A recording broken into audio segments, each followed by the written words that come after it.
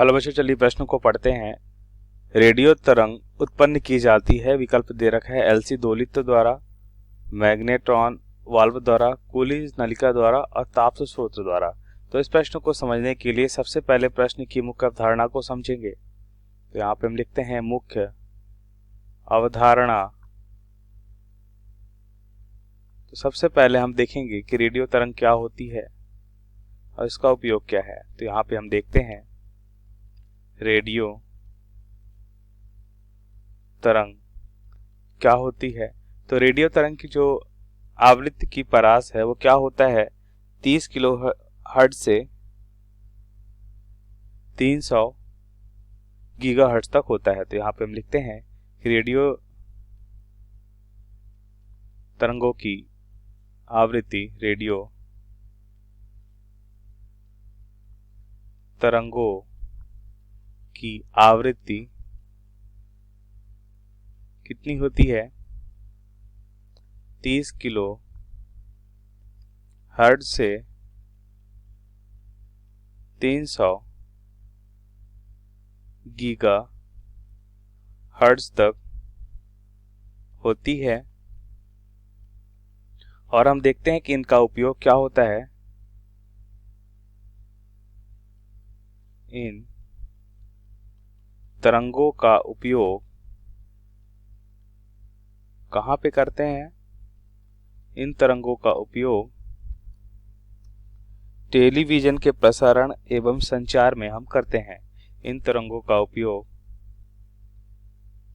Television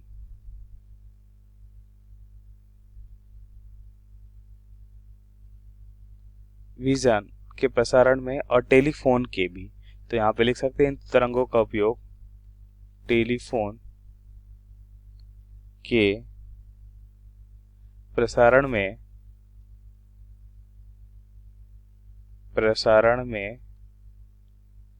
एवं संचार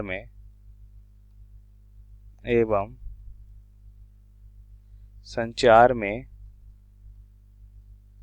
करते हैं।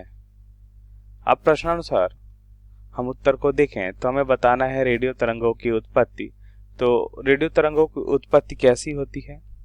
जैसा कि हमने देखा कि रेडियो तरंगों की जो आवृत्ति है वह 30 किलो हर्ट्ज से 300 गीगा हर्ट्ज, गीगा का मतलब यहाँ पे होता है 10 की घात 9 हर्ट्ज तक होता है। तो इतनी आवृत्ति की जो तरंग दैर्ध्य है वह हम कैसे देखते हैं? हमें मालूम है कि एक विद्युत चुम्बकीय तरंग है और हम यहाँ पे देखते हैं कि इन तरंगों की जो उत्पत्ति है वो कैसी होगी। तो यहाँ पे देखते हैं कि इन तरंगों का जो तरंग आवृत्ति है जिसे हम म्यू से लिखते हैं कितना होता है। जैसा कि मुख्य अवधारणा में हमने देखा 30 किलो हर्ट्ज से 300 गीगा हर्ट्ज तक होती है और इनकी उत्पत्ति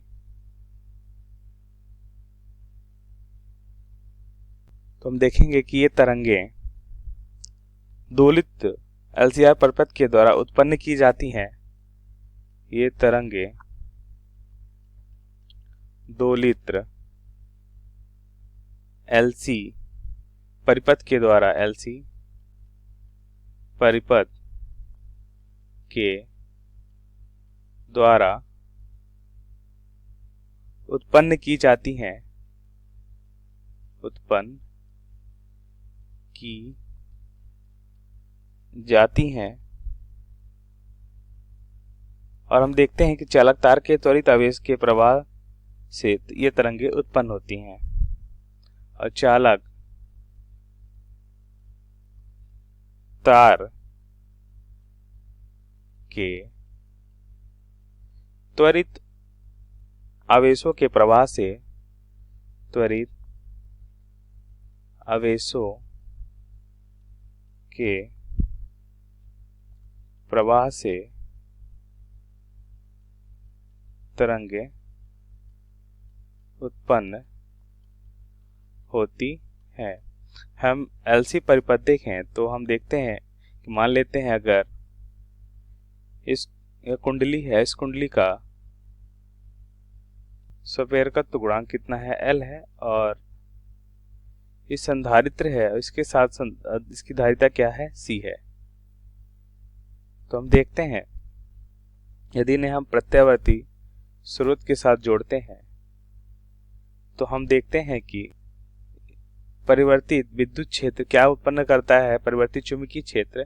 और मैक्सवेल के अनुसार हमने देखा कि यह परिवर्तित चुंबकीय क्षेत्र परिवर्तित विद्युत क्षेत्र भी उत्पन्न करता है और इस तरह से विद्युत चुंबकीय तरंगे उत्पन्न करते हैं।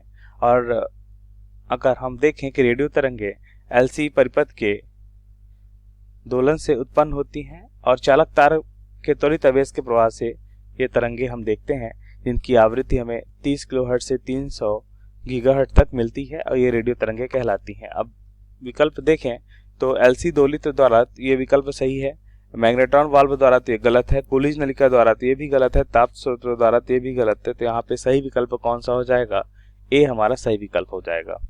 आशा करते हैं आपको समझ आया होगा। धन्यवाद।